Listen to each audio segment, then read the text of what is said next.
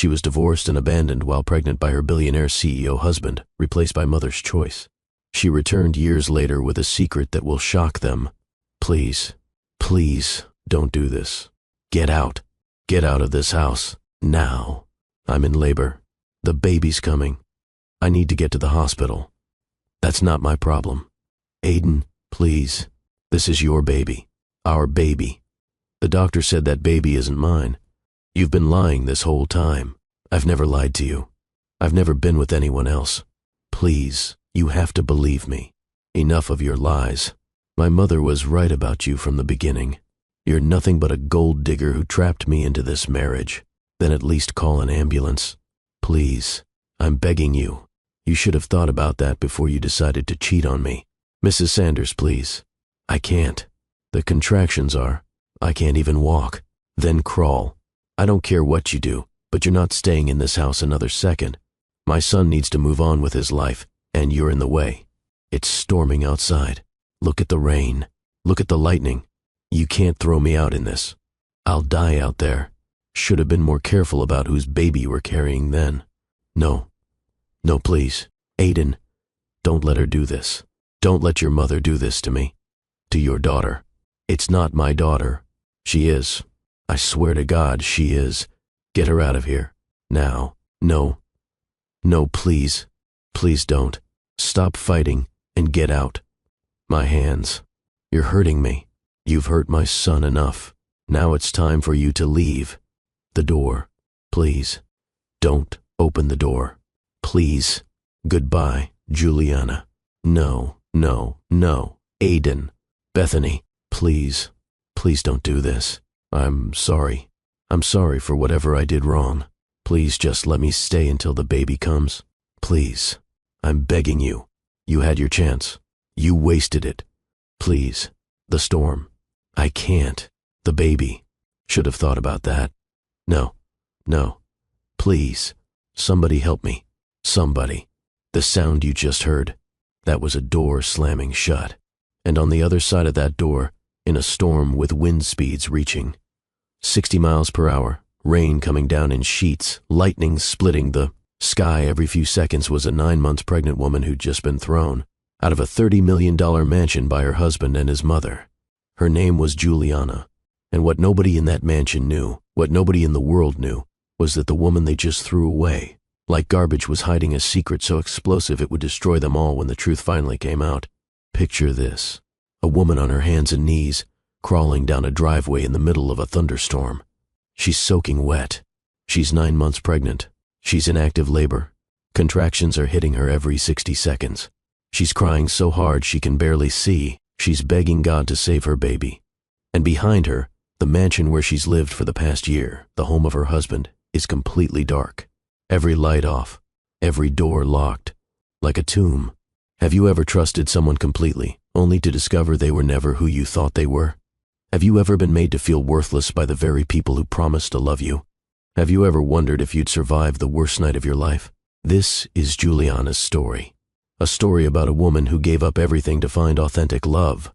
A story about betrayal so deep it almost killed her. A story about survival, justice, and the most satisfying revelation you'll ever hear. Because here's what makes this story absolutely insane. The family that threw Juliana out that night, the Sanders family, they treated her like trash for one specific reason. They thought she was poor. They thought she was a nobody, a failed artist who'd trapped their son into marriage. They thought she had nothing. No family, no money, no power, no worth. They were wrong. Juliana was hiding something. Something she'd kept secret for 3 years. Something that would make Bethany Sanders, the cruel mother-in-law who pushed her into that storm, realize she'd made the biggest mistake of her life. But I'm getting ahead of myself.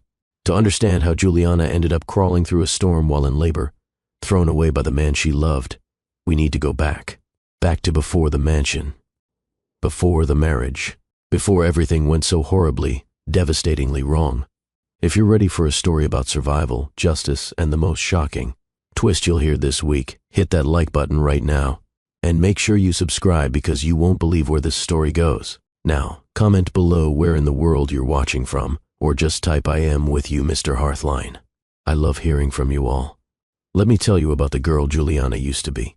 3 years before that terrible night in the storm, Juliana Cox stood in her father's office, in a high-rise building overlooking the city, and said words that would change her life forever. "I'm leaving, Dad. I need to do this on my own." Richard Cox, founder and CEO of Cox Technologies, a man worth approximately $8 billion, looked at his daughter with confusion and concern. "Leaving? What do you mean leaving? If this is about the trust fund, we can restructure it, give you more control. It's not about the money. It's about me. I need to know if I can make it on my own. If my art means anything beyond our family name. Juliana, you don't have to prove anything to anyone. I have to prove it to myself." The Cox estate had been Juliana's home for 23 years. Luxury beyond most people's imagination. Servants, drivers, private schools, every door open because of her last name. And Juliana was grateful. She loved her father. She appreciated everything she'd been given. But she needed to know who she was without it. So she left, walked out with a backpack, some clothes, her art supplies, and a determination to build a life that meant something beyond her inheritance. Her father had tried to change her mind. "At least take some money, enough to get you started." "No, if I take money, it defeats the whole purpose." "Where will you live?" "I'll find something." "What will you do?" "I'll paint. I'll sell my art. I'll make it work. And if you can't, then I'll figure it out. Dad, I love you, but I need to do this." Richard Cox had looked at his daughter, stubborn and determined, and so much like him, and he let her go. "Call me if you need anything at all. Promise me." "I promise." But Juliana never called, not once in 3 years. She found a tiny apartment in the arts district, barely bigger than a closet, with a window that overlooked a fire escape, and walls thin enough to hear every conversation in the building. It was perfect. She worked at coffee shops during the day, painted at night, sold pieces at weekend art markets for whatever she could get, sometimes $50, sometimes $20. Once, memorably, $15 and a sandwich because the buyer was also broke but loved her work. It was hard. God, it was hard. There were nights she ate ramen for dinner 3 days in a row. Mornings she chose between buying paint or paying for the subway. Winters, when her apartment was so cold, she painted wearing 3 sweaters and fingerless gloves. But it was hers. Every struggle, every victory, every painting that sold, it was because of her talent and her work, not because of her name. And slowly, gradually, she started to make it. Her paintings began appearing in small galleries. Art bloggers started noticing her work. She got her first real exhibition at a community gallery space. The opening night of that exhibition changed everything. Juliana stood in the gallery, nervous and excited, watching people examine her paintings. These were pieces she'd created over 2 years. Landscapes mostly, but with something extra, something emotional, something that made people stop and really look. And then he walked in. Aiden Sanders, tall, handsome, expensively dressed. He moved through the gallery with the confidence of someone who belonged everywhere he went. He stopped in front of one of her paintings, a sunset over the city, but painted in a way that made the buildings look like they were dreaming. He stood there for 5 minutes, just looking, not the polite 30-second glance most people gave, really looking. Finally, he turned and found Juliana. "Are you the artist?" "I am. This is extraordinary, the way you've captured the light. It's like the city is alive." "Thank you.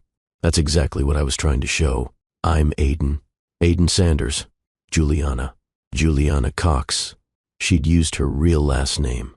It felt important to paint under her true identity, even if nobody knew who the Cox family was in art circles. They talked for an hour, about art, about the city, about dreams and ambitions. Aiden told her he worked in his family business. Corporate stuff, boring compared to art. Juliana told him about her journey as a painter, carefully leaving out the part about her father's billions. "Can I take you to dinner?" Aiden asked. "I'd love to hear more about your work." Juliana hesitated. She'd dated occasionally over the past 3 years, but nothing serious. She'd been too focused on her art, on proving herself. But there was something about Aiden, something warm in his eyes, something genuine in his interest. I'd like that. Dinner became coffee. Coffee became walks through the city. Walks became weekends together. And before Juliana quite realized what was happening, she was falling in love. Aiden was charming, attentive. He brought her flowers. showed up at her tiny apartment with takeout from nice restaurants, stood in her cramped studio and told her she was going to be famous someday. "You're so talented, Juliana. The world needs to see your work. I'm just trying to pay rent. You're doing more than that. You're creating beauty. That matters." He took her to nice dinners, showed her parts of the city she'd never seen, introduced her to people in the arts community, and through it all, he never made her feel less than him, even though his suits cost more than her monthly rent. After 6 months, he proposed. They were in her apartment. Juliana had just finished a painting she was particularly proud of. Aiden had brought champagne to celebrate. "Marry me." Juliana had laughed, thinking he was joking. "Marry me, Juliana. I love you. I love your passion, your talent, your strength. I love how hard you work. I love how you see beauty in everything. Marry me and let me support your art. Let me be part of your life. Aiden, we've only known each other 6 months. I don't care. I know what I want. And I want you." He pulled out a ring. Not ostentatious, but clearly expensive. Juliana's heart had raced. This was it. This was the authentic love she'd been searching for. Someone who loved her for her art, her passion, herself. Someone who didn't know about her billions and loved her anyway. Yes, I'll marry you. The wedding was small. Aiden had wanted something bigger, but Juliana insisted on keeping it intimate. "Just close friends," she'd said. The truth was, she didn't want her father there asking uncomfortable questions about whether Aiden knew who she really was. She'd sent her father a text. "Getting married. I'm happy. I'll introduce you to him soon." Richard had called immediately. "Married? To who?" "Juliana, I need to meet this man. I need to make sure he's right for you." "He is, Dad. I promise. I'll bring him by soon. I want to do this my way first. Does he know about the family?" "No, and I want to keep it that way for now. Please, Dad. Trust me." Richard had been silent for a long moment. "I trust you, but promise me you'll be careful. Promise me if anything goes wrong, you'll call." "I promise." But Juliana had no idea what she was promising. Had no idea what she was walking into. The wedding day had been beautiful. Sunny, warm, perfect. Juliana wore a simple white dress she'd found at a vintage shop. Aiden wore a designer suit. They exchanged vows in a small garden venue, and Juliana noticed, for the first time, how often Aiden checked his phone during the reception. "Is everything okay?" "Just my mother. She's upset she wasn't invited. I thought you said she was traveling." "She was. She got back early. She's very traditional about these things. Family events. We can visit her tomorrow. I'd love to meet her." Something had flickered across Aiden's face. Something that looked almost like anxiety. "Sure. Yes. Tomorrow." That night, their wedding night, they'd driven to the Sanders estate. Aiden had insisted. Said his mother wanted to meet Juliana, wanted to welcome her to the family. Juliana had been nervous but excited. She wanted to make a good impression on her new mother-in-law. The Sanders mansion was stunning, enormous, old money elegance. Marble and crystal and art that Juliana recognized as genuine pieces worth millions. "Your family has beautiful taste. My mother is very particular about aesthetics."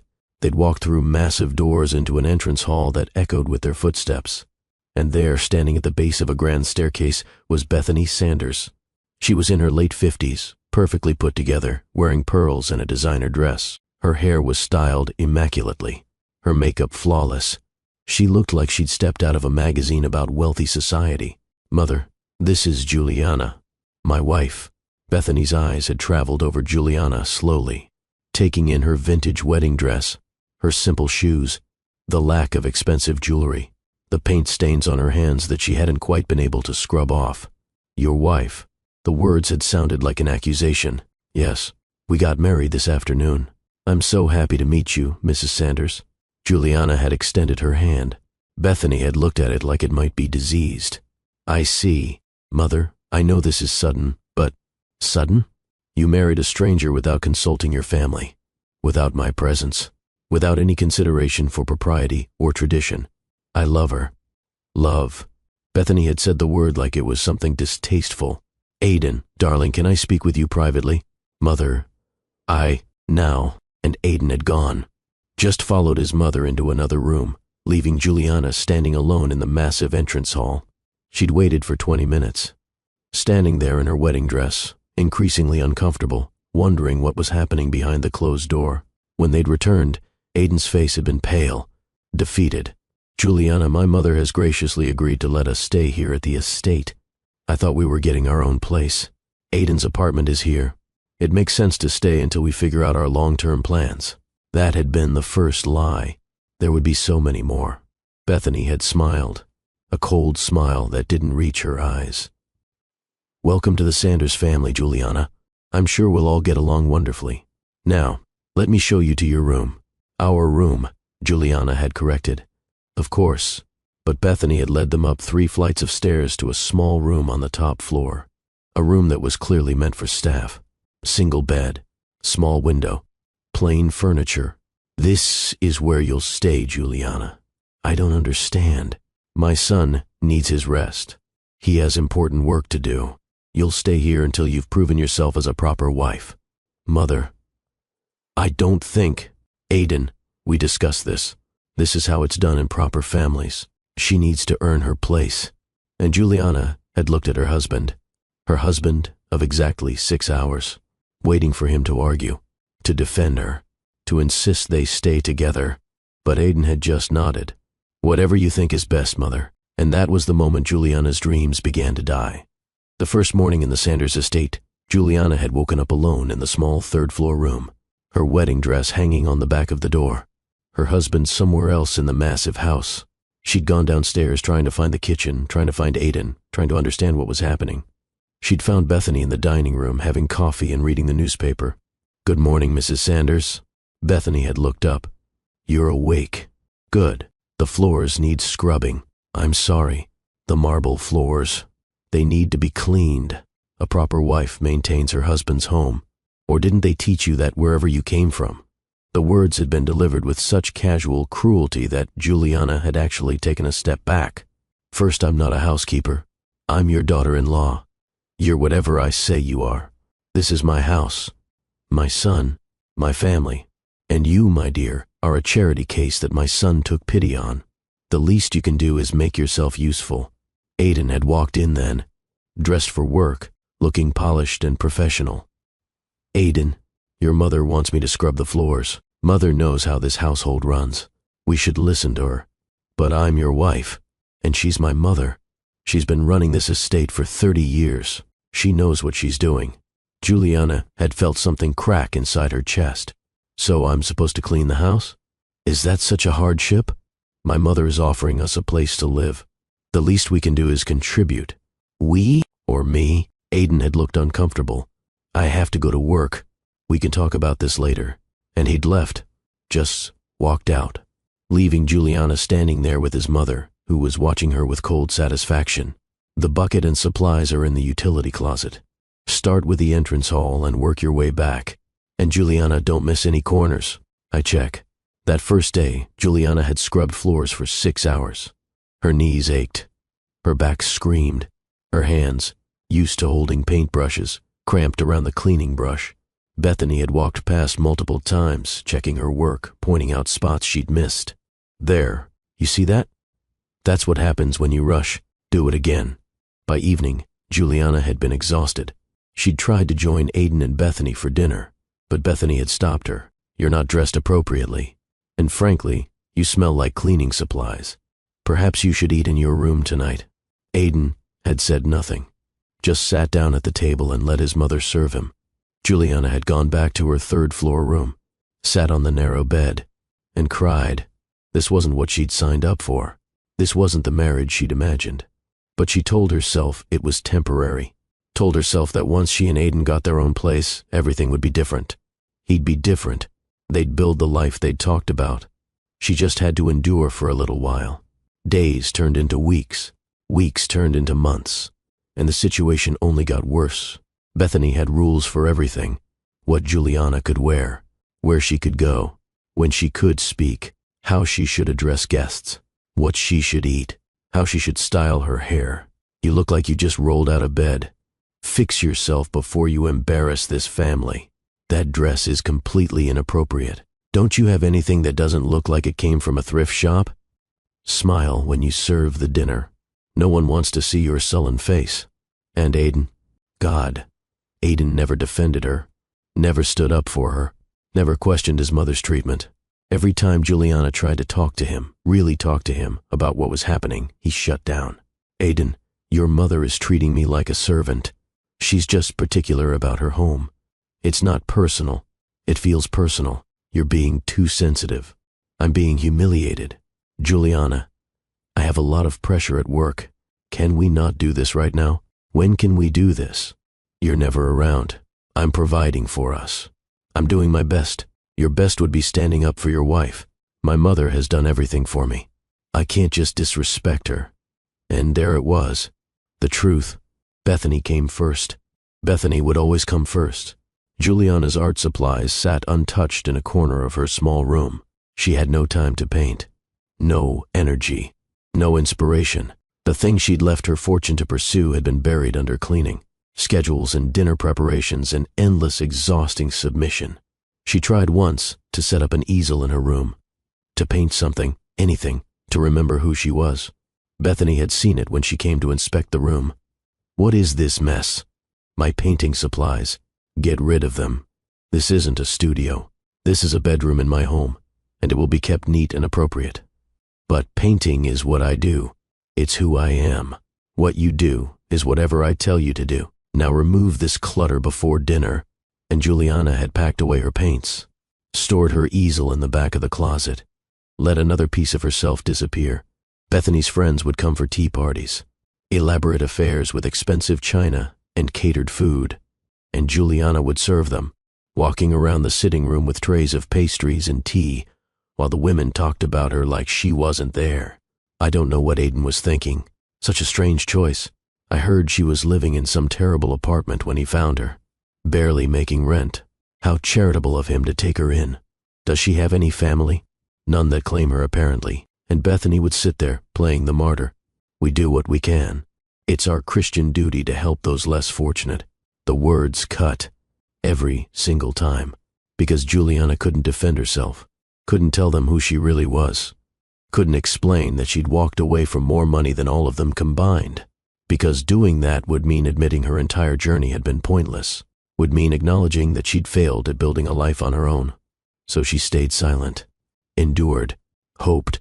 And then, 7 months into her marriage, Juliana's period was late. She'd bought a pregnancy test from a pharmacy during one of her rare trips out of the estate. Had taken it in her small bathroom with shaking hands. 2 pink lines. Pregnant. Juliana had sat on the bathroom floor, staring at the test, feeling a complicated rush of emotions. Terror, because bringing a baby into this situation seemed impossible. Hope, because maybe this would change things. Maybe Aiden would finally step up. Maybe becoming a father would wake him up. Love, because despite everything, this was a baby. A life. Something innocent and pure. She'd found Aiden that evening before Bethany could intercept. Caught him alone in his study. I need to tell you something. Can it wait? I have reports to review. No, it can't wait. He'd looked up, finally giving her his attention. I'm pregnant, Aiden. We're going to have a baby. For a moment, just a moment, something had flickered in his eyes. Something that might have been joy, might have been fear, might have been both. Does Mother know? And just like that, the flicker was gone. I wanted to tell you first. I thought you'd want to know. We need to tell Mother immediately. Aiden, can you just be here with me for a second? Can we just? This is our baby. Doesn't that matter to you? Of course it matters. That's why we need to tell Mother. She'll know what to do. What to do. Aiden, we're having a baby. There's nothing to do except be happy. But he was already standing, already moving toward the door. Come on, we should tell her now. They'd found Bethany in the sitting room as always. Aiden had delivered the news quickly, nervously. Mother, Juliana is pregnant. Bethany's face had gone completely still. No expression at all. Just frozen calculation. Pregnant. Yes, we're having a baby. How far along? About 6 weeks, I think. I see. The silence stretched out. Uncomfortable. Tense. Bethany stood, walked to where Juliana was standing, circled her slowly. Well, this is certainly unexpected. We're very happy about it, Juliana tried. Are you? Yes, of course. Because it seems quite convenient. Barely married a year and suddenly pregnant. Locking yourself into this family with a child. That's not... I didn't plan this. Didn't you? Mother, Bethany's hand came up, silencing Aiden without even looking at him. We'll need to verify everything, of course. Make sure this pregnancy is progressing properly. Make sure the child is healthy. Make sure it's actually a Sanders. The last words had hung in the air like poison. What are you implying? Juliana's voice shook. I'm not implying anything. I'm stating facts. You came from nowhere. You have no family that we've met, no background that we can verify. For all we know, you were already pregnant when you trapped my son into marriage. That's insane. I've never been with anyone but Aiden. So you say, but we'll need proof. Proof? What kind of proof? Medical proof. Paternity testing. We need to be absolutely certain before we accept this child as a Sanders heir. You can't be serious. I'm completely serious. This family has standards. We don't simply take the word of someone like you. Someone like me? Yes, someone from your background. Someone with your history. Juliana had turned to Aiden, desperate. Are you hearing this? Are you going to let your mother accuse me of cheating? Aiden had looked at his mother, then at Juliana, then back at his mother. Mother's just being cautious. It's not unreasonable. Not unreasonable? She's calling me a liar and a cheater. She's protecting the family. That's what she does. I'm your family now. Me, your wife, the mother of your child. Let's just do the tests, okay? Then there won't be any questions. And Juliana had understood then. Really understood. Aiden was never going to choose her. Not over his mother. Not ever. That night, Juliana had lain awake in her narrow bed, one hand on her still flat stomach, and heard voices drifting up from below. She'd crept to the top of the stairs, pressed herself against the wall, and listened. Bethany's voice, cold and calculating. If it's a boy, we take the child and send her away. A male heir belongs to the Sanders family, not to some nobody who wormed her way into our lives. Mother, we can't just... We can do whatever we want. This is our house, our family, our legacy. She's nothing, Aiden. She has no power, no family, no resources. What's she going to do? Fight us? We have lawyers, money, influence. She has nothing. But what if it's a girl? A girl is worthless. No value to the family line. If it's a girl, we make her life so unbearable that she leaves on her own, takes her mistake with her, and you can start over with someone appropriate. Someone appropriate? I've been thinking about the Hartley girl, Vivienne. She's perfect for you. Good family, good education, proper breeding. The kind of woman who should have been my daughter-in-law from the start. Juliana had run back to her room, locked the door, curled up on her bed and shook with silent sobs. They were planning to take her baby. If it was a boy, they'd steal him and throw her out. If it was a girl, they'd make her so miserable she'd abandon her own child. She picked up her phone. Her father's number right there. One call, and this nightmare would be over. One call, and she could reveal who she really was. Show them that she had more money, more power, more influence than the Sanders family could ever dream of. Her finger hovered over the call button, but she couldn't do it. Couldn't admit that her grand experiment in independence had failed so spectacularly. Couldn't go running back to her father's money after insisting she didn't need it. Pride. Stupid, destructive pride. So she didn't call. Stayed silent. Endured. The pregnancy progressed. Juliana's body changed. Her belly grew. Her ankles swelled. Her back ached constantly.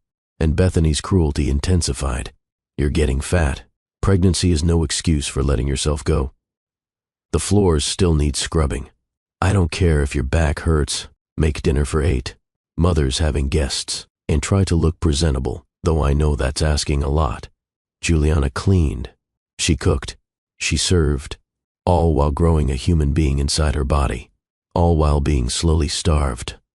Because that's what Bethany was doing. Controlling all the food in the house. Giving Juliana minimal portions. You don't need to eat for 2. That's a myth. You're just getting unnecessarily large. Juliana tried to eat more. Tried to sneak food from the kitchen. But Bethany seemed to have eyes everywhere. Were you in the pantry? I was hungry. There are designated meal times. If you're still hungry, perhaps you should eat slower. Savor your food instead of gorging yourself. The doctor's appointments were torture. Bethany insisted on coming to every single one.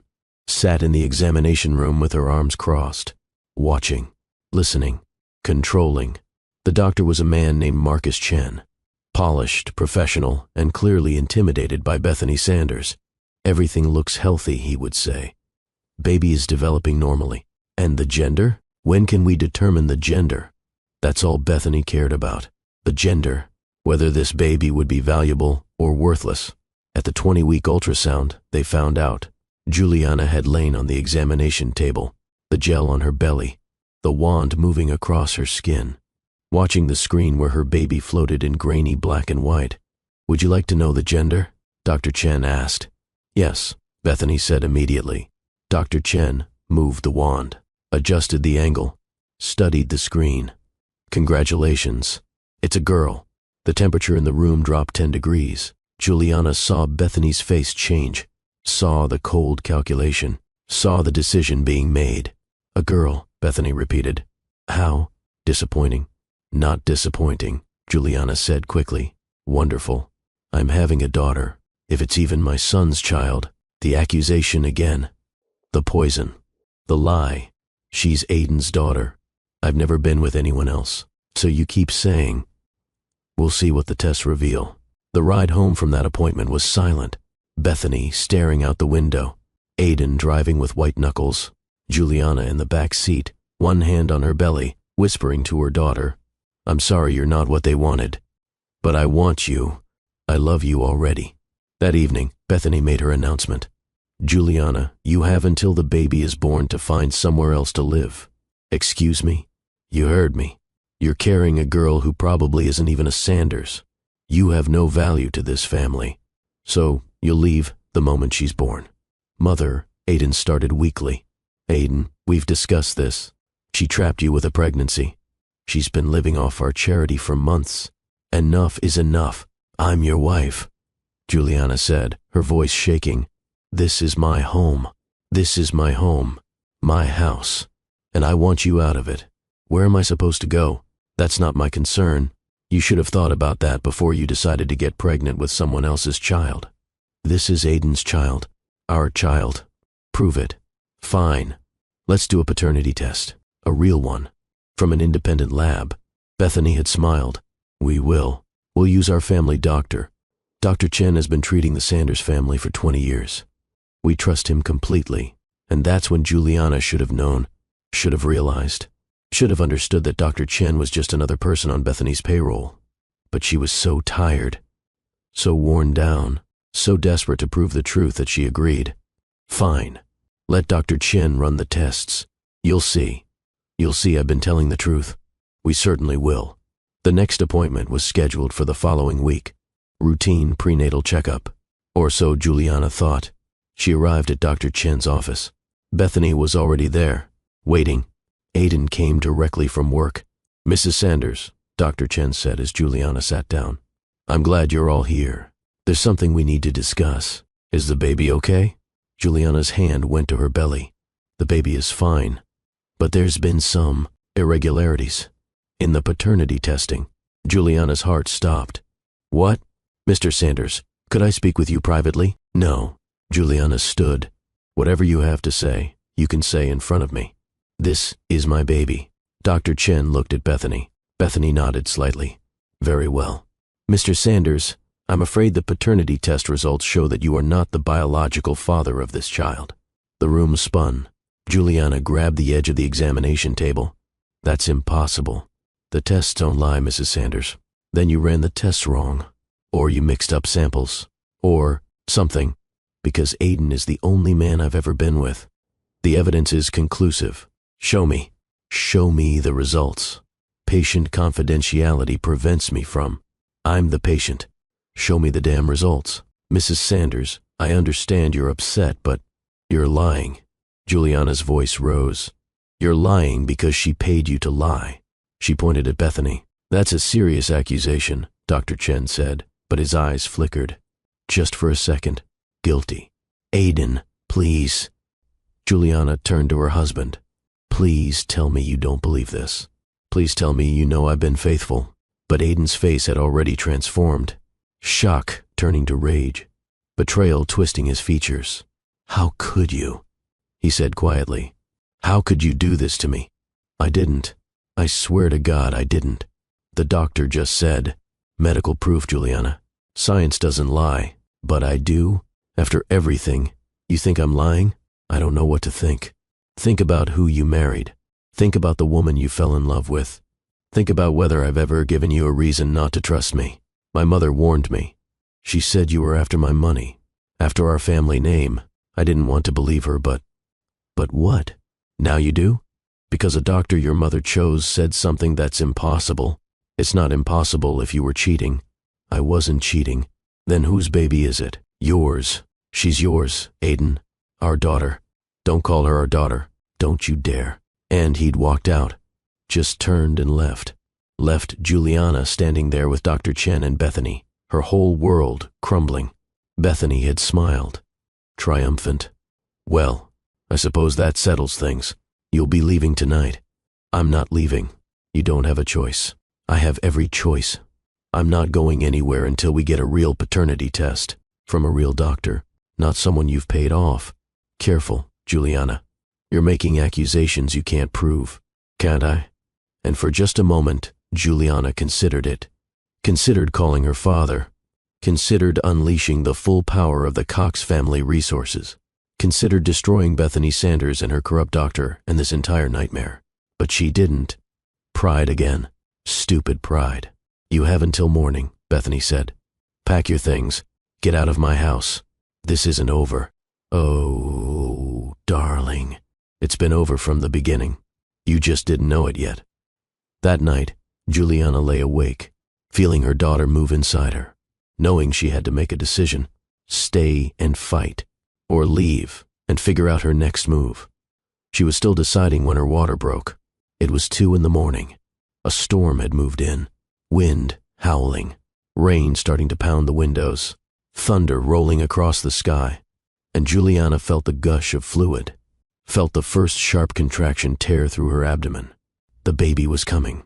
She got up, got dressed as best she could, grabbed her phone, and went to find Aiden. He was in the study with Bethany. Even at 2 a.m, they were awake, planning, plotting. Juliana opened the door. I need help. The baby's coming. My water broke. I need to get to a hospital. And that's where we started. That's the conversation you heard at the beginning of this story. Aiden's cold response, Bethany's cruelty, the storm raging outside, the door opening, the push, the fall, the lock turning, the lights going out. Juliana crawled. She crawled down that driveway while lightning split the sky and rain soaked. Through her clothes and contractions came every 45 seconds. She prayed, begged God to save her baby, to send someone, anyone. And then, headlights, a car, slowing, stopping, a man getting out, running toward her. Jesus Christ. Ma'am, can you hear me? Juliana looked up into the face of a stranger. Help me. Please help my baby. I've got you. I'm going to get you to a hospital. He was already calling ahead, already lifting her, already saving her life. The man's name was Aaron Ward, billionaire philanthropist, someone who knew loss, someone who understood exactly what it meant to lose everything. He drove through the storm like the hounds of hell were chasing him, called ahead to the hospital, kept talking to Juliana, keeping her conscious. Tell me about the baby. A girl. They told me it was a girl.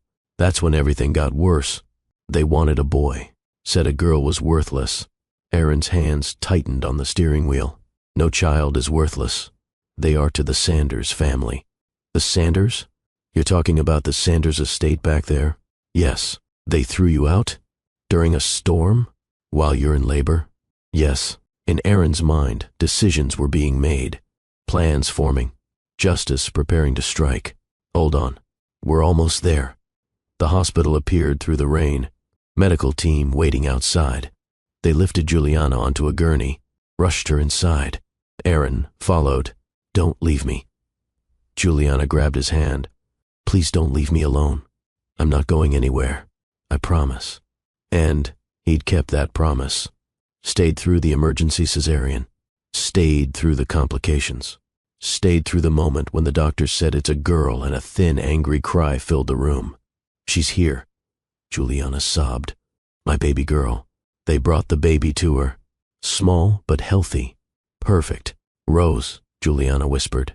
Her name is Rose. Aaron looked at this tiny life, this miracle that had survived such horror, and felt something crack open in his chest, something that had been frozen since he'd lost his own wife and child. She's beautiful. There were complications, the doctor said gently. We had to perform a hysterectomy. You won't be able to have more children. Juliana looked at Rose, at this perfect, precious daughter. She's enough. She's more than enough. And in that moment, in that hospital room, with a stranger who'd become a savior standing beside her, Juliana made a decision. She was done hiding, done being ashamed, done letting pride destroy her. The Sanders family had no idea what they'd just done, had no idea who they'd thrown away. But they were about to find out. And the revelation would destroy them. Recovery took time. Not just physical recovery, though Juliana's body needed weeks to heal from the emergency surgery, but emotional recovery, mental recovery, the kind of healing that happens when you've been broken down so completely that you have to rebuild yourself from scratch. Aaron's estate became Juliana's sanctuary. He gave her and Rose an entire wing of the house, beautiful rooms filled with natural light, a nursery that had been set up while Juliana was still in the hospital, soft colors, comfortable furniture, everything a new mother could need. It was the complete opposite of the Sanders mansion. Where Bethany's home had been cold and unwelcoming, Aaron's home was warm. Where the Sanders estate had felt like a prison, Aaron's estate felt like safety. The staff treated Juliana with kindness and respect. The cook brought her nutritious meals 3 times a day. The housekeeper, a gentlewoman named Margaret, helped with Rose when Juliana needed to rest. For the first time in over a year, Juliana felt like a human being instead of a servant. Aaron checked on her every day, brought her books, sat with her while she nursed Rose, held the baby so Juliana could shower or nap or just have a moment to herself. He never asked for anything in return, never made her feel like she owed him, just offered help freely, generously, without strings. One evening, about a week after Rose was born, Juliana found Aaron in the nursery. He was holding Rose, walking slowly back and forth, humming softly. The baby was asleep in his arms, completely peaceful. You're good with her, Juliana said from the doorway. Aaron looked up, smiled. She's easy. Sleeps like an angel when you hold her just right. Thank you. For everything. I don't know how I'll ever repay you. You don't need to repay me, Juliana. I'm just glad I was there that night. Why? Why do you care so much about a stranger? Aaron was quiet for a long moment. He gently placed Rose in her crib, made sure she was settled, then turned to Juliana. Can we talk? Somewhere private. They went to the sitting room. Large windows overlooking the estate gardens. Comfortable chairs. A fireplace burning low. Aaron poured them both tea, sat down across from Juliana, and told her his story. 5 years ago, I was married. Her name was Elizabeth. We'd been together since college. She was everything. Smart, funny, kind. We were so happy. He paused, took a breath. She got pregnant. We were thrilled.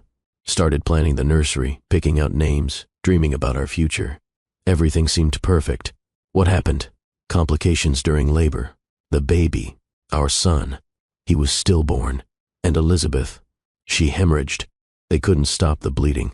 I held her hand and watched her slip away, and there was nothing I could do. Aaron's voice broke. I'm so sorry, Juliana whispered. I had all this money, all this power and influence, but none of it mattered. I couldn't save them. For 5 years, I've been existing, going through the motions, working, attending events, doing all the things I'm supposed to do.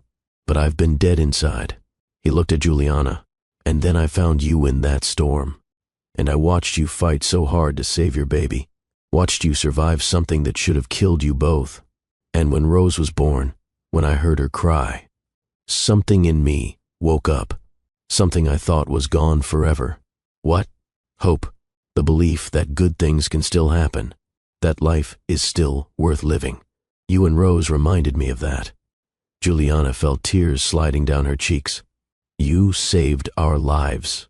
You saved mine too, just in a different way. They sat in comfortable silence for a while, the fire crackling, the evening settling around them. Finally, Juliana spoke. There's something I need to tell you, something I haven't told anyone in 3 years. You don't have to tell me anything you're not ready to share. I need to, because you deserve the truth. And because what's coming next is going to be complicated, and you should know what you're getting into. What's coming next? Aaron, the Sanders family. They're not going to just let this go. When they find out Rose survived, when they realize I survived, they're going to come after us. They're going to try to take Rose. They have money, lawyers, influence. So do I. I know. But there's something you don't know about me. Juliana took a deep breath. My full name is Juliana Elizabeth Cox. I'm the daughter of Richard Cox, founder and CEO of Cox Technologies.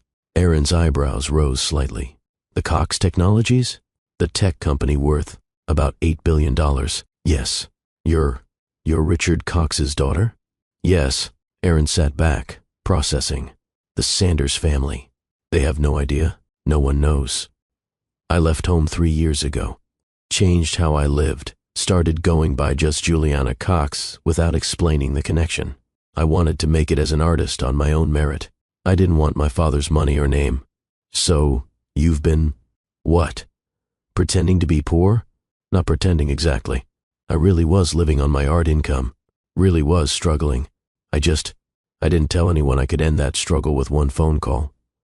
Does your father know what happened to you? No. I haven't spoken to him since before the wedding. He wanted to meet Aiden, wanted to vet him, but I refused. I was so determined to do everything on my own. Juliana's voice broke. And look where that got me. Married to a monster. Abused for a year. Nearly killed. If you hadn't found me, you survived. That's what matters. I survived because of you. But Aaron, when this goes to court, when the Sanders family tries to claim Rose, I'm going to have to reveal who I really am. I'm going to have to use my father's resources, his lawyers, his influence. Good. Use every advantage you have. They certainly won't hesitate to use theirs. You're not. You don't think I'm a fraud for hiding my identity? Are you kidding? You gave up billions to pursue your passion. That takes courage. Real courage. The Sanders family judged you, abused you, nearly killed you because they thought you were poor and powerless.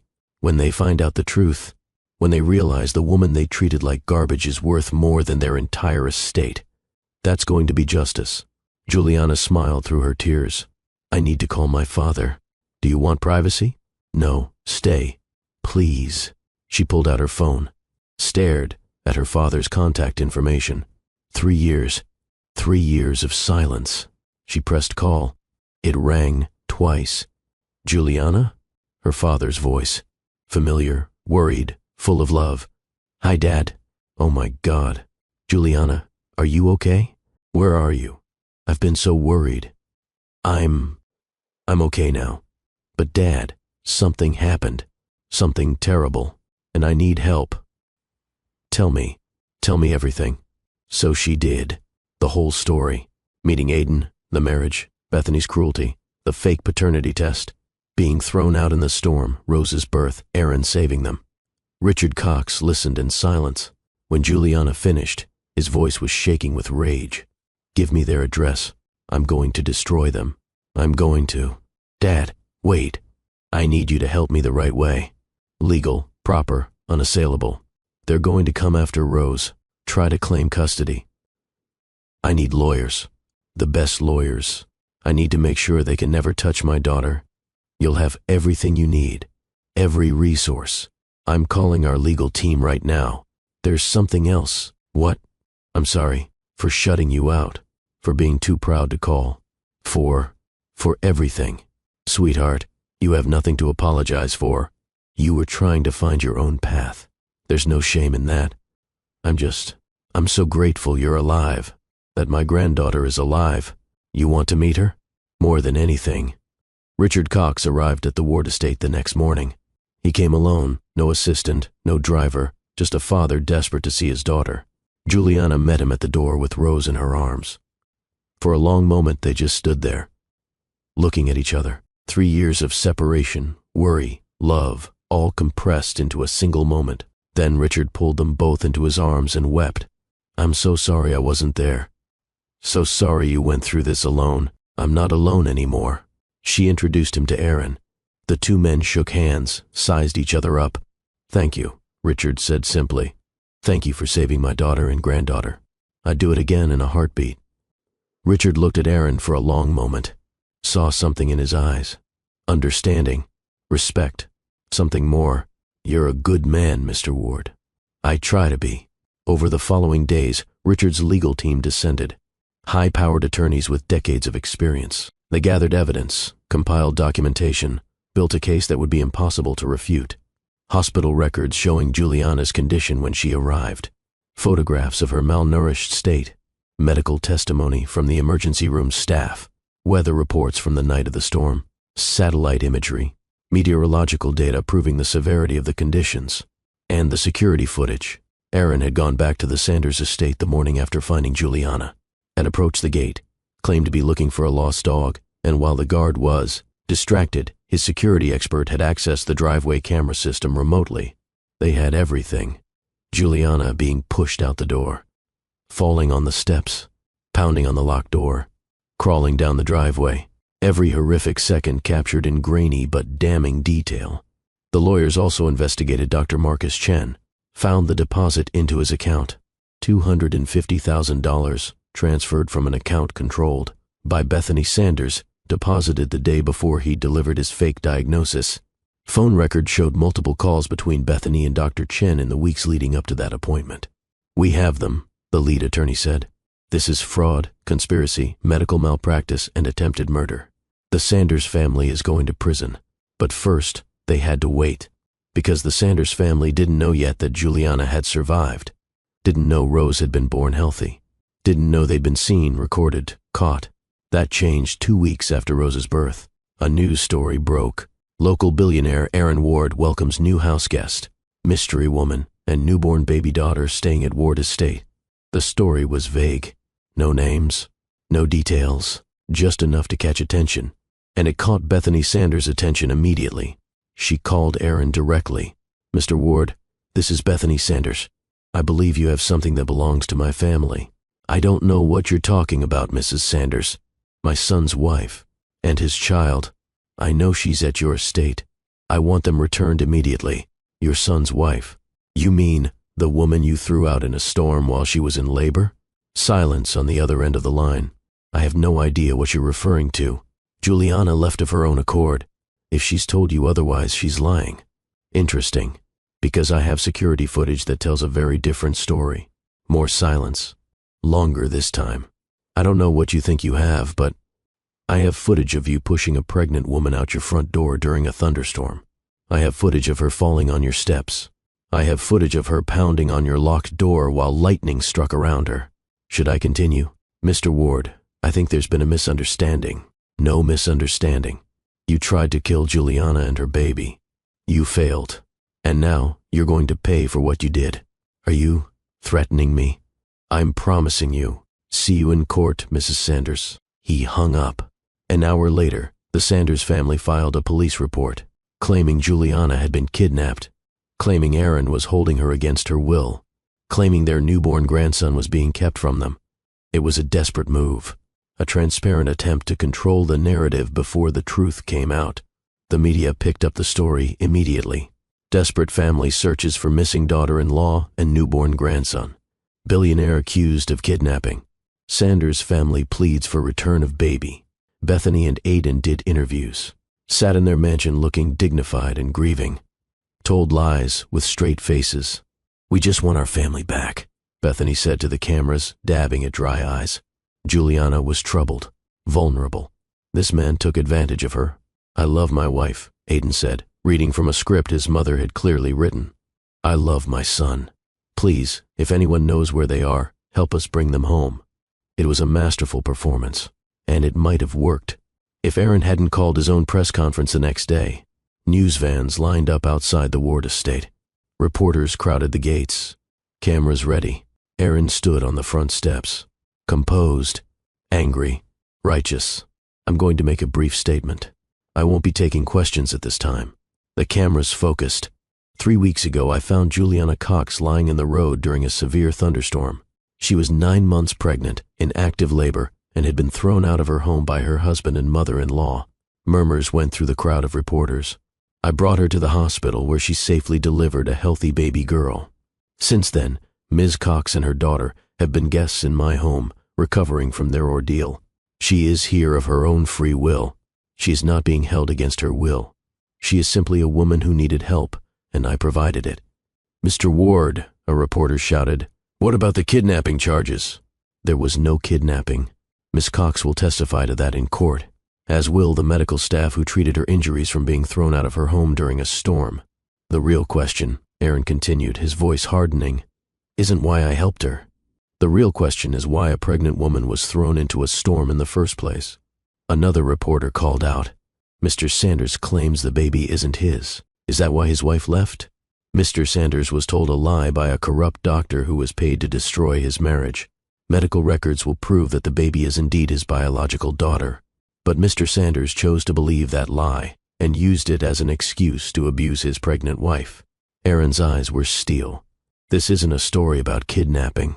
This is a story about domestic abuse, fraud, and the attempted murder of a pregnant woman and her unborn child.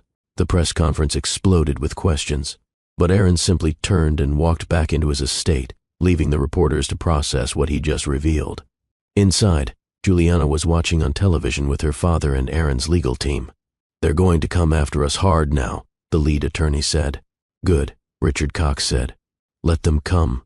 We're ready. And they were. The custody battle was scheduled to begin in 2 weeks. 2 weeks for both sides to prepare. 2 weeks for Juliana to gather her strength. 2 weeks for the Sanders family to realize they'd made the biggest mistake of their lives.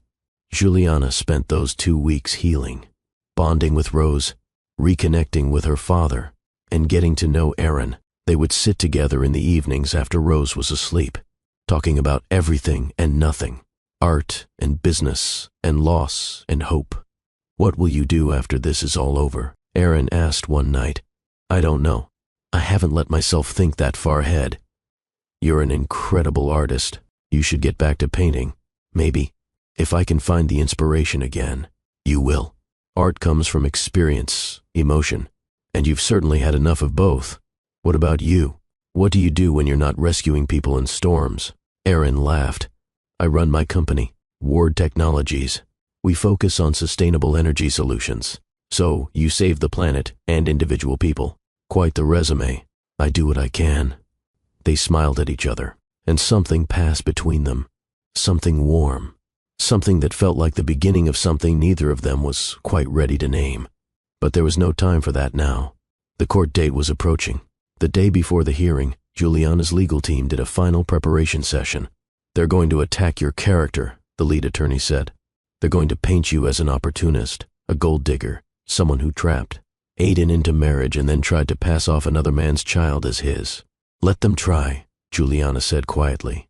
We have the evidence to refute every claim. But you need to be prepared. It's going to be ugly. I've survived ugly before. I can do it again. Good. Because tomorrow we're not just defending you. We're destroying them. That night, Juliana couldn't sleep. She lay in bed, listening to Rose breathing softly in the bassinet beside her, thinking about what was coming. Tomorrow, the truth would come out. All of it. The abuse, the lies, the corruption, and her secret, her identity. The fact that she was worth more than the Sanders family could comprehend. Part of her was terrified. Part of her was ready. She thought about the girl she'd been 3 years ago. Idealistic, determined, convinced she could build a meaningful life without her family's money. She thought about the woman she'd become in the Sanders mansion. Broken down, humiliated, nearly destroyed. And she thought about who she was now. A mother, a survivor, someone who'd crawled through a storm and lived to tell about it. Tomorrow, she would face her abusers, and she would win. She had to, for Rose, for herself, for every woman who'd ever been made to feel worthless by people who should have loved her. The courthouse was packed. Reporters lined the hallways. Spectators filled every seat in the gallery. This was the scandal everyone wanted to witness. Juliana sat at the plaintiff's table, Aaron beside her for moral support, though he wasn't party to the case. Her father on her other side. The legal team arrayed around them like an army. Across the aisle, Bethany and Aiden Sanders sat with their own lawyers. Bethany looked imperious as ever. Perfectly styled, designer suit, pearls, playing the role of respectable matriarch. Aiden looked uncomfortable, kept glancing at Juliana. She refused to meet his eyes. And beside Aiden, positioned perfectly, sat Vivian Hartley, the replacement, the woman Bethany had chosen to be the next Mrs. Sanders, present as a visual statement. Look what Aiden could have. Look what he would have once this unpleasant business with Juliana was resolved. The judge entered. Everyone rose. The bailiff called the court to order, and the battle began. The Sanders family lawyer stood first, a tall man with silver hair and a voice like honey. Your Honor, my clients are loving parents who have been cruelly separated from their newborn granddaughter by a man with more money than morals. Mr. Aaron Ward, using his wealth and influence, has kidnapped Miss Juliana Cox and her infant daughter, holding them against their will while filling her head with lies about her loving husband and concerned mother-in-law. Juliana's hands clenched in her lap.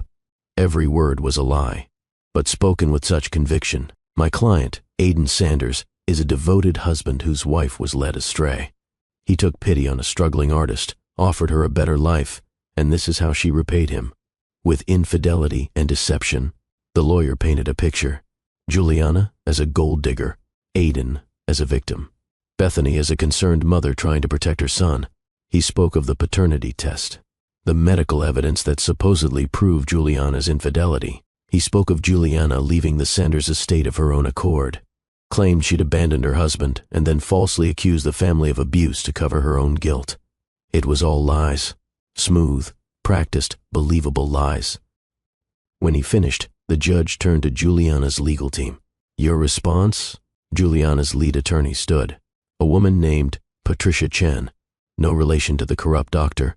She was in her 50s, sharp as a blade, with a reputation for destroying opposing counsel. Your Honor, we have evidence that will prove every claim made by the Sanders family is not only false, but maliciously, criminally false.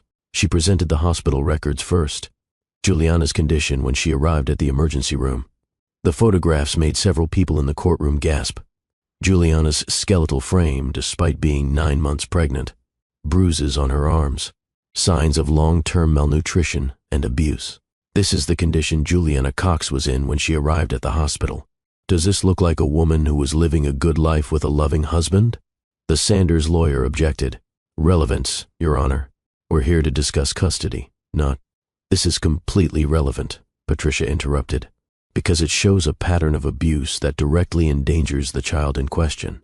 The judge reviewed the photos. His expression grew darker with each image. Objection overruled. Continue. Patricia presented medical testimony next. Doctors and nurses who treated Juliana that night. Their statements were damning. Patient presented in acute distress. Advanced labor. Signs of prolonged malnutrition. Multiple bruises consistent with physical abuse.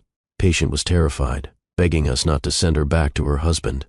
Patient stated she'd been thrown out of her home during a storm. The Sanders lawyer tried to object again. Hearsay. But the medical records backed up every word. Then came the weather reports. Satellite imagery of the storm system that night. Wind speeds reaching 70 miles per hour. Rainfall totals. Lightning strikes. This was not a light rain, Patricia said. This was a dangerous, potentially deadly storm. No one would willingly be outside in these conditions, let alone a woman in active labor. She let that sink in. And now, the most damning evidence of all. The lights in the courtroom dimmed, a screen lowered, and the security footage began to play. The timestamp showed the date and time, 2:37 in the morning. The storm visible in the frame, rain sheeting down. The Sanders mansion's front door opened, lights spilled out, and 3 figures appeared. Bethany Sanders, Aiden Sanders, and Juliana, visibly pregnant in a nightgown. The audio was muffled by the storm, but words could be heard. Please, please don't do this. Get out. Get out of this house. I'm in labor. That's not my problem. The courtroom was silent. every eye fixed on the screen. The footage showed Bethany grabbing Juliana's arm, dragging her toward the door, Juliana resisting, begging, and then the push. Bethany's hands on Juliana's shoulders, shoving hard, Juliana stumbling, falling, landing hard on her knees on the front steps. Her scream of pain audible even through the storm. Behind her, the door slamming shut, the lock turning, Juliana pounding on the door, screaming to be let back in, the lights inside the mansion going off, one by one, until the house was completely dark, and Juliana, still on the steps, doubled over with another contraction, alone in the storm. The footage continued, showed her starting to crawl down the driveway, showed her collapsing halfway, showed her lying in the road, curled around her belly, clearly in agony. Then headlights, Aaron's car, him running to her, lifting her, carrying her to safety. The video ended. The lights came back up. Several people in the courtroom were crying. One woman in the gallery had her hand over her mouth, tears streaming down her face. The judge's expression was thunderous. Aiden's face had gone white as paper. He turned to his mother. "Mother, is that? Did we really?" Bethany's mask was cracking, but she tried to maintain composure. "It wasn't. It doesn't look like that. The video doesn't show the full context." "What context?" Patricia asked coldly. "Could possibly justify throwing a pregnant woman into a storm?" Bethany didn't answer. "Your Honor," Patricia continued, "we also have evidence of fraud." She called Dr. Marcus Chen to the stand. The doctor looked terrible. He'd aged years in the past few weeks. His medical license was already suspended pending investigation. His practice closed. His reputation destroyed. He took the stand with shaking hands. "Dr. Chen," Patricia began, "did you ever conduct paternity testing on Juliana Cox's pregnancy?" The silence stretched. Every person in the courtroom leaning forward. No, I did not. And yet you told Aiden Sanders that the child his wife was carrying was not biologically his. Why?" Dr. Chen's voice was barely a whisper. "Because Bethany Sanders paid me to lie." The courtroom erupted. Reporters typing frantically. Spectators gasping. The judge banging his gavel for order. "How much did she pay you?" $250,000. Patricia presented bank records. The transfer from an account controlled by Bethany Sanders to Dr. Chen's personal account. Deposited the day before the fake diagnosis. Phone records showing multiple calls between Bethany and Dr. Chen in the weeks leading up to that appointment. The evidence was overwhelming. Undeniable. Bethany's lawyer looked shocked. He'd clearly not known the extent of his client's crimes. Aiden was staring at his mother with growing horror. "Mother, tell me that's not true. Tell me you didn't pay him to lie." Bethany's composure finally shattered completely. "I did what I had to do to protect you. To protect our family. That woman was beneath you, Aiden. She was trash. A nobody. I wasn't going to let her pollute the Sanders bloodline. She was my wife." Aiden's voice cracked. "She was a mistake. And I fixed it. By nearly killing her. By nearly killing my child." "Your child," Bethany spat. "We don't even know if that baby is yours." "Actually," Patricia interrupted, "we do." She presented new documents. Paternity test results from an independent laboratory, conducted 3 days earlier. Results that showed with 99.9% certainty that Rose Sanders was biologically Aiden's daughter. "The baby you nearly killed," Patricia said, looking directly at Bethany, "is your biological granddaughter. You tried to murder your own grandchild based on a lie you paid for." The judge called for a recess. The courtroom needed time to process what had just been revealed. During the break, Aiden tried to approach Juliana. "Juliana, please. Can we talk?" Security stepped between them. "Mr. Sanders, you need to return to your side of the courtroom. I just want to talk to her. Just for a minute. Please." Juliana looked at him. Really looked at him for the first time since the trial started. "What could you possibly have to say to me?" "I'm sorry.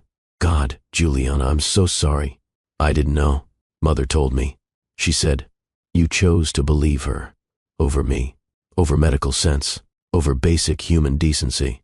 I was wrong. I know I was wrong. But please, can I at least meet my daughter? Can I at least see her once? You lost that right when you threw us into a storm." Juliana's voice was quiet but firm. "You watched your mother push me out that door. You heard me begging. You knew I was in labor, and you did nothing. You're not a victim, Aiden. You're a coward." Aiden's face crumpled.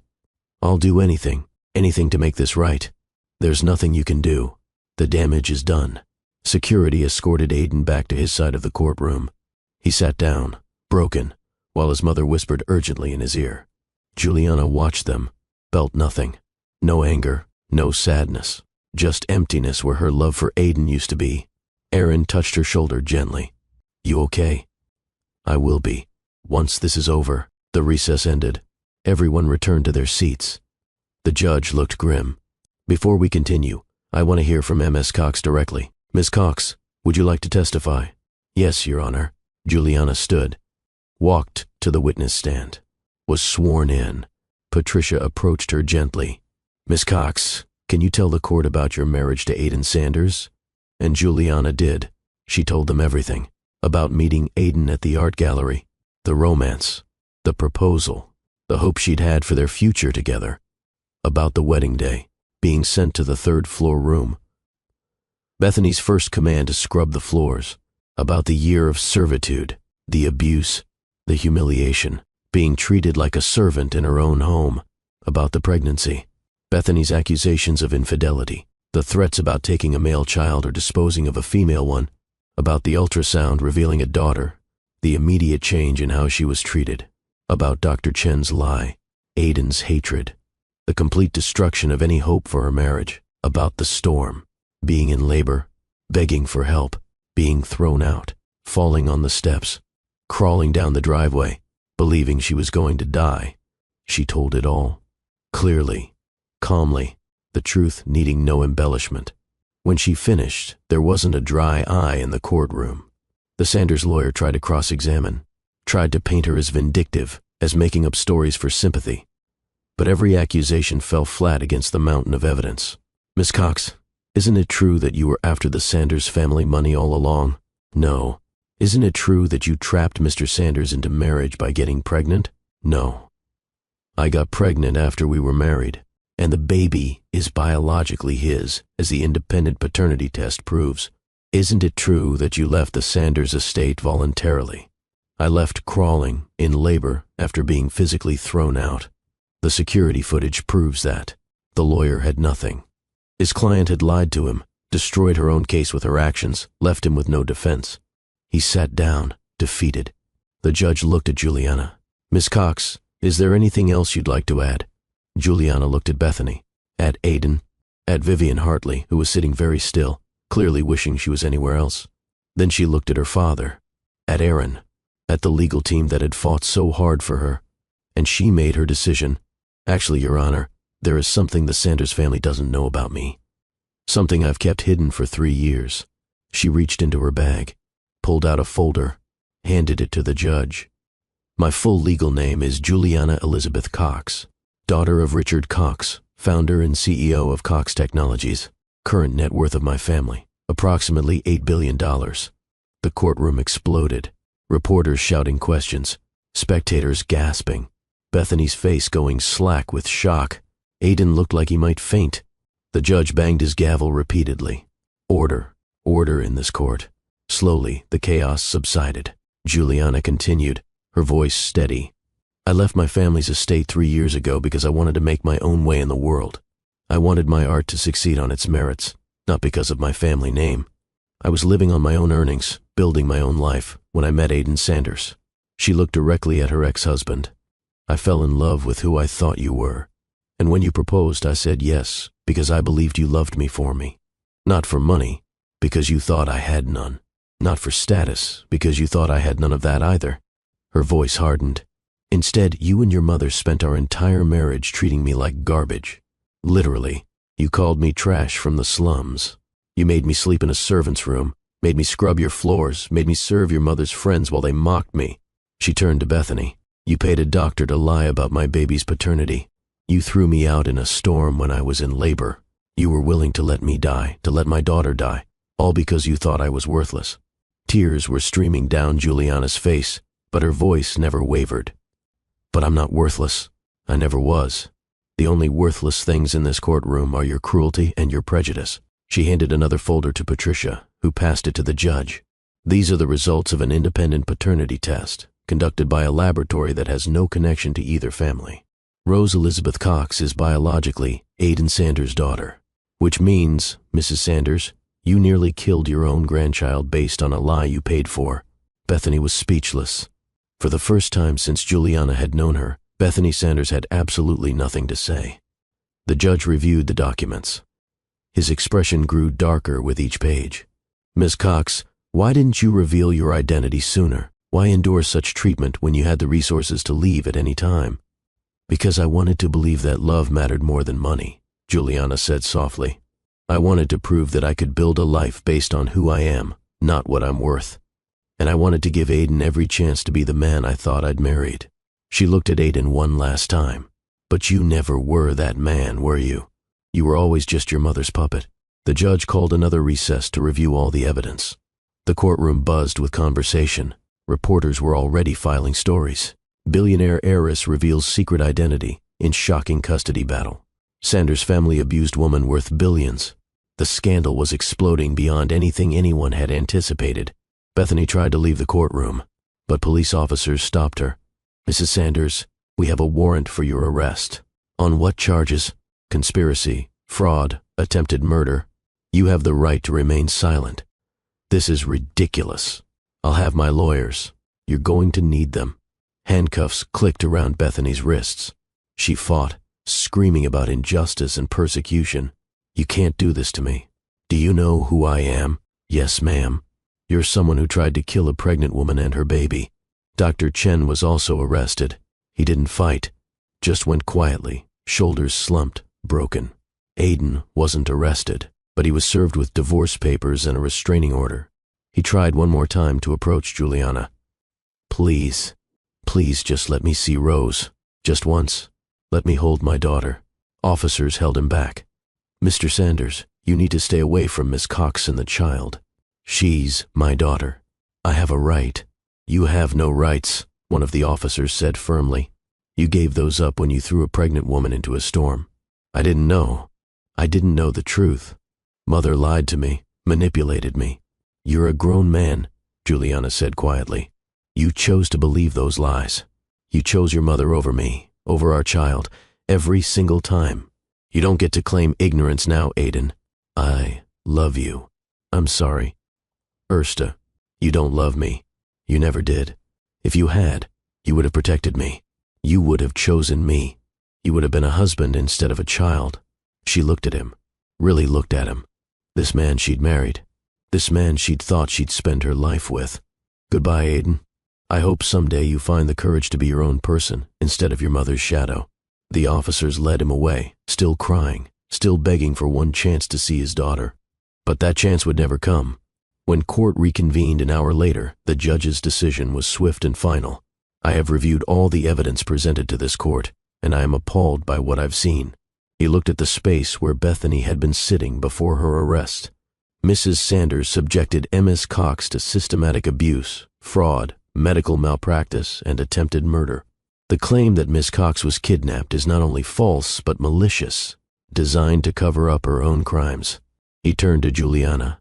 Miss Cox, I'm granting you a divorce from Aiden Sanders, effective immediately. You are awarded full custody of Rose Elizabeth Cox with no visitation rights for Mr. Sanders given his participation in the abuse and his failure to protect his child. Your Honor, please. Aiden stood, his voice desperate. At least let me see my daughter.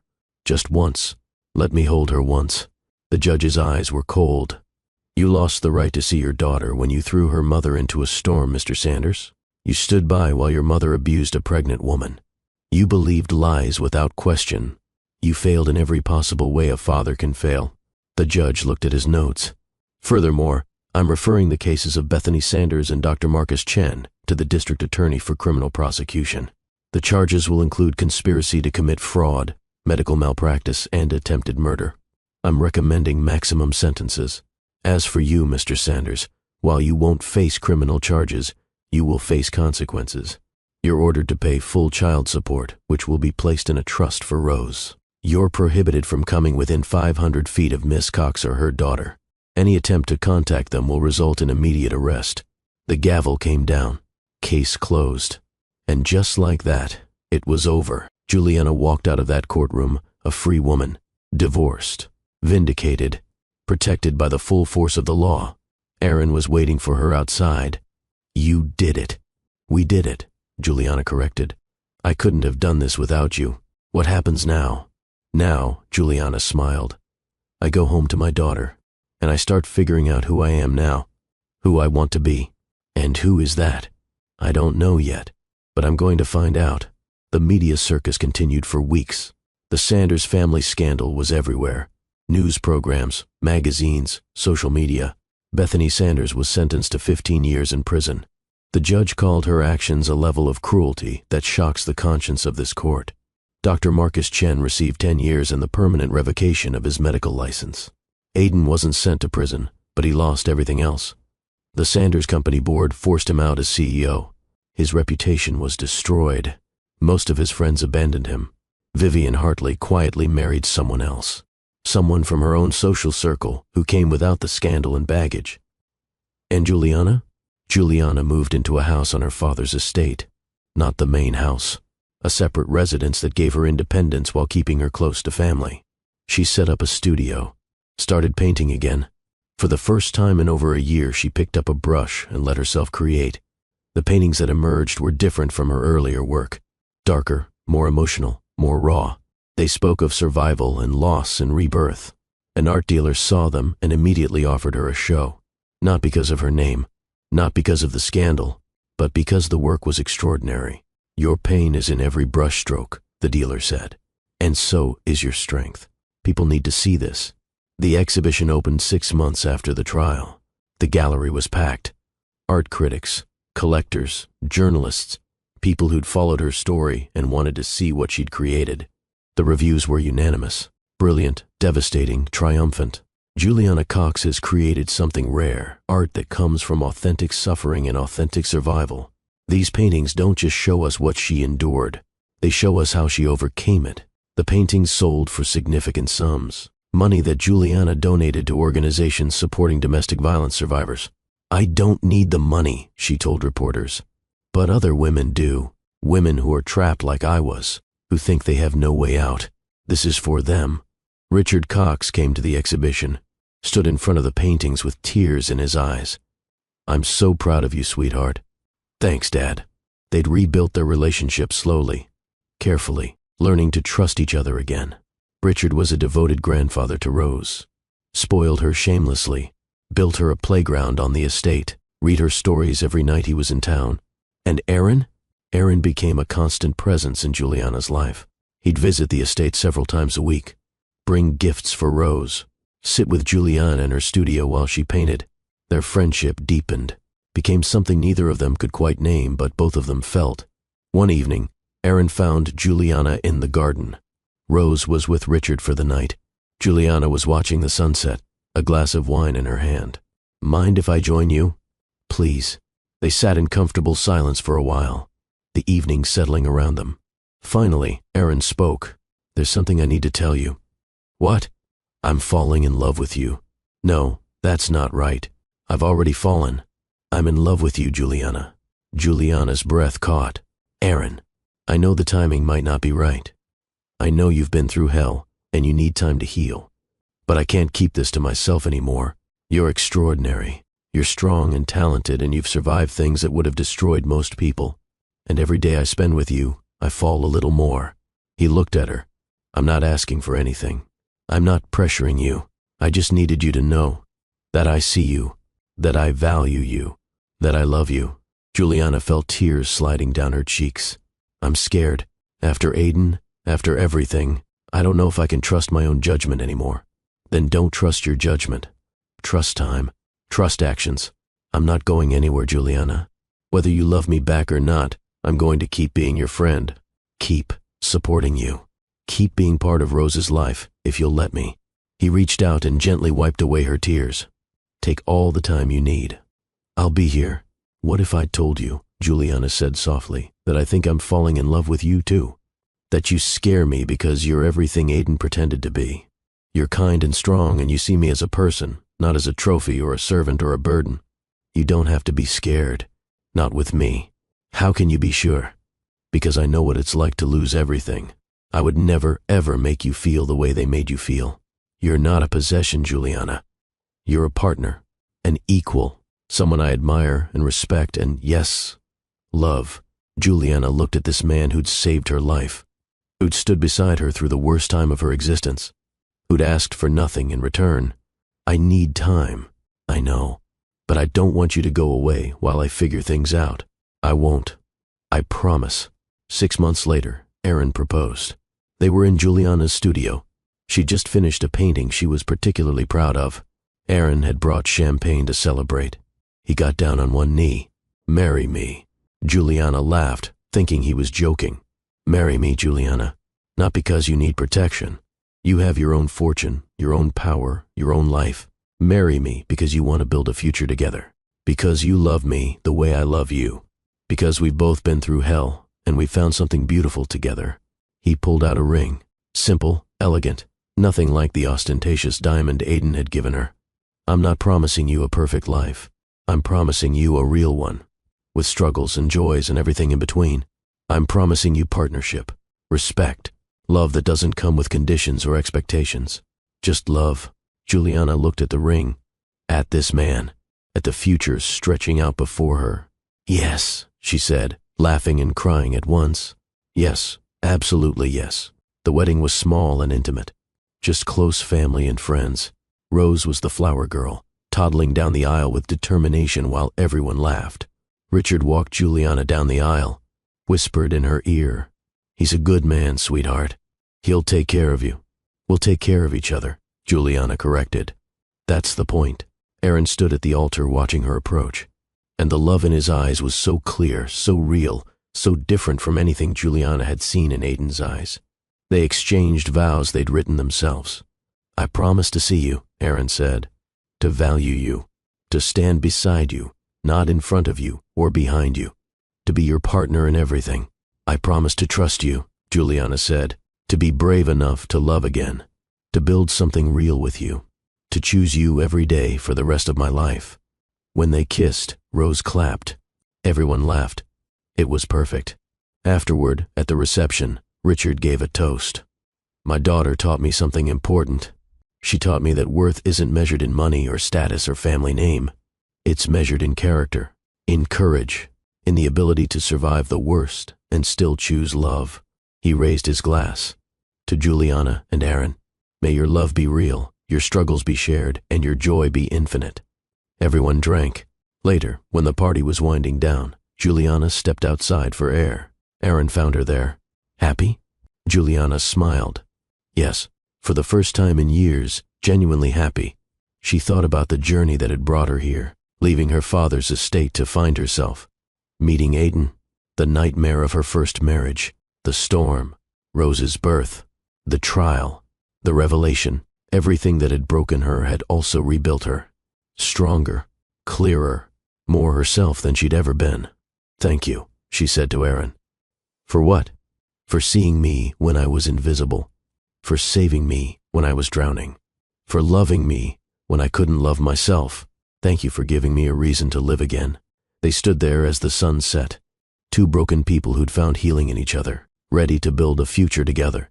Rose ran out to join them. Aaron scooped her up. "Daddy," she said. It was the first time she'd called him that. Aaron's eyes filled with tears. "That's right, sweetheart. I'm your daddy, and I'm going to spend the rest of my life making sure you know how valuable you are, how loved you are, how you never, ever have to earn your worth." Juliana wrapped her arms around both of them. This was her family, not bound by blood or obligation, but by choice, by love, by the decision to build something beautiful from the ashes of something terrible. And far away, in a prison cell, Bethany Sanders sat alone, realizing too late that the woman she'd treated like trash was worth more than she'd ever comprehend, realizing that her cruelty had cost her everything: her freedom, her son, her granddaughter, her family name, all because she'd valued money over humanity, status over kindness, pride over love. The final irony was devastating. Bethany Sanders had thrown away a woman worth billions because she thought she was worthless. And now, Bethany had nothing, while Juliana had everything. Before I close this story, I need to hear from you. If this journey moved you, if Juliana's strength inspired you, if you believe in second chances and justice and the power of truth, I need you to do something. Hit that like button right now. Subscribe if you haven't already, because we tell stories like this every week. Stories about survival, justice, and triumph over evil. And I want to know what you think. Comment below. Would you have revealed your identity earlier? Would you have forgiven Aiden? Do you think Bethany got what she deserved? I read every comment, and I love hearing your thoughts. Also, tell me where in the world you're watching from. Or just type, "I am with you, Mr. Hearthline." Your support means everything to me. Now, let me tell you what happened next and what you can learn from Juliana's story. 5 years after the wedding, Juliana stood in a major art gallery in New York City. Her work was being featured in a solo exhibition. Critics called her one of the most important artists of her generation. Rose, now 6 years old, stood beside her. Smart, confident, loved beyond measure. Aaron was there too, and Richard, and friends Juliana had made in her new life. Real friends. People who valued her for who she was. A reporter approached for an interview. "Miss Cox Ward, your story is inspiring to so many people. What would you say to someone going through what you went through?" Juliana thought carefully. "I would say that your worth is not determined by how others treat you. The Sanders family treated me like garbage because they thought I was poor. But my value as a human being never changed, whether I was Juliana Cox, the billionaire heiress, or Juliana the struggling artist. I was always worthy of respect, kindness, and love." She looked at Rose. "I would say that sometimes the hardest storms lead to the brightest dawns. I was thrown out in a literal storm, and I thought I was going to die. But that storm led me to Aaron, led me to freedom, led me to the life I have now. And I would say this, never let pride stop you from asking for help. I almost died because I was too proud to call my father, too proud to admit I needed help. Pride is not worth your life." "What about forgiveness?" the reporter asked. "Have you forgiven your ex-husband?" Juliana was quiet for a moment. "I've forgiven him in the sense that I no longer carry anger toward him. But forgiveness doesn't mean forgetting. It doesn't mean allowing toxic people back into your life. Aiden made his choices. He chose his mother over me, over our daughter, over basic human decency. I've moved on, built a beautiful life, and he's not part of it. That's not cruelty. That's self-preservation." One final question. What would you say to Bethany Sanders if you could? Juliana smiled. "I would say thank you." "Thank you?" "Yes. Thank you for showing me exactly what I don't want to be. Thank you for teaching me that wealth without kindness is worthless. Thank you for treating me so terribly that when I finally found real love, I recognized it immediately." She looked at Aaron, who was playing with Rose across the gallery. "Bethany Sanders tried to destroy me. Instead, she set me free. And I'm grateful for that." The reporter finished the interview and moved on. Juliana stood there, looking at her paintings. Each one a testament to survival. Each one proof that she'd taken her pain and transformed it into something beautiful. Aaron joined her. "What are you thinking?" "I'm thinking about the girl I was when I left my father's estate, so determined to prove I didn't need my family's money. And I was right. I didn't need the money, but I needed to know I could survive without it. I needed to know who I was when everything was stripped away. The Sanders family did that. They stripped everything from me, and I discovered I was still me, still strong, still valuable, still worthy. You're extraordinary, you know that?" Juliana laughed. "I'm a survivor. That's all. That's everything." Rose ran over. "Mama, can we get ice cream?" "Of course, sweetheart." They left the gallery together, a family, not perfect, but real, built on truth and respect and love that didn't come with conditions. And as they walked down the street, Juliana thought about everything she'd learned. She'd learned that love without respect is worthless. She'd learned that family is who you choose, not just who you're born to. She'd learned that survival is not just about living. It's about building a life worth living. She'd learned that your worth is inherent. It doesn't come from money or status or what others think of you. It comes from who you are at your core. And she'd learned that sometimes you have to lose everything to find out what truly matters. The Sanders family had valued her based on what they thought she had. Aaron valued her based on who she was. That was the difference between a prison and a home, between cruelty and kindness, between a marriage that destroys and a love that heals. So let me leave you with this. If you're in a situation where you're being made to feel worthless, where you're being abused or belittled or controlled, please hear this. You are not worthless. You never were. The cruelty of others says everything about them and nothing about you. If you're too proud to ask for help, let go of that pride. Juliana almost died because she wouldn't call her father. Don't let pride cost you your life or your happiness. If you're wondering whether you'll survive the storm you're in, you will. Juliana crawled through a literal storm while in labor and survived. You have strength you don't even know about yet. And if you're wondering whether you'll ever find real love after being hurt, you can. It takes time. It takes healing. It takes courage to trust again. But it's possible. Juliana's story is not just about one woman's survival. It's about the truth that we are all valuable, all worthy, all deserving of love and respect, regardless of our bank account or our background or what others think of us. The Sanders family learned this lesson the hardest way possible. They threw away a woman worth billions because they thought she was worthless, and they lost everything. Don't make the same mistake. Don't judge people by their circumstances. Don't treat others as less than, because you never know who you're really talking to. And more importantly, because everyone deserves basic human kindness regardless of who they are. This is Mr. Hearthline reminding you that every storm ends, every dawn breaks, and every soul has infinite worth, whether the world sees it or not. Stay strong, stay kind, and remember, you are enough. You always were. Until next time, take care of yourselves and each other.